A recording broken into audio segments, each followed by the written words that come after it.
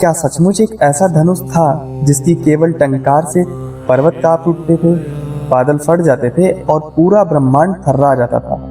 आखिर वह कौन सा धनुष था जिसे भगवान श्री राम ने एक ही क्षण में तोड़ दिया था? नमः शिवाय दोस्तों, आनंद कारण के महावन से लौटते समय भृंगी के मन में एक जिज्ञासा उठी। उन्होंने नंदी से पूछा, हे नंदी, भगवान शिव ने जिस दिव्य धनुष का निर्माण किया था उसके विषय में विस्तार से बताइए। नंदी मुस्कुराते हुए बोले, उस दिव्य धनुष का नाम पिनाक था। यह कोई साधारण धनुष नहीं था। कहा जाता है कि इसकी टंकार से बादल फट जाते थे, पर्वत कांप उठते थे और संपूर्ण सृष्टि उसकी शक्ति का अनुभव करती थी। इसी पिनाक के एक ही बाण से भगवान शिव ने त्रिपुरासुर के तीनों अभेद्य नगरियों का अंत कर दिया। लेकिन एक समय ऐसा भी आया जब राजा दक्ष ने अपने यज्ञ में भगवान शिव का भाग रखा ही नहीं। यह अपमान सहन न कर पाने पर महादेव का क्रोध प्रचंड अग्नि बन उठा। उन्होंने पिनाक उठाया और जैसे ही धनुष की टंकार हुई, पूरा ब्रह्मांड कांप उठा।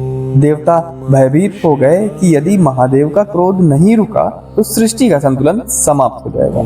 देवताओं ने बड़ी विनती करके भगवान शिव का क्रोध शांत कराया। इसके बाद महादेव ने वही दिव्य धनुष देवताओं को सौंप दिया। देवताओं से यह धनुष राजा निमि के पुत्र देवव्रत के पास पहुंचा और पीढ़ी दर पीढ़ी सुरक्षित रहता हुआ मिथिला के महाराज जनक तक पहुंचा। इतना विशाल और दिव्य धनुष था कि कोई भी राजा, कोई भी योद्धा उसे हिला तक नहीं सका। लेकिन जब भगवान श्री राम ने उसे सहज भाव से उठाया, प्रत्यंचा चढ़ाने का प्रयास किया, तो एक ही क्षण में वह धनुष टूट गया। यह केवल बल की विजय नहीं थी, यह धर्म, मर्यादा और ईश्वर की इच्छा की विजय थी। लेकिन भृंगी के मन में अभी भी एक प्रश्न शेष था, क्या भगवान शिव के पास पिनाक से भी अधिक भयानक अस्त्र थे?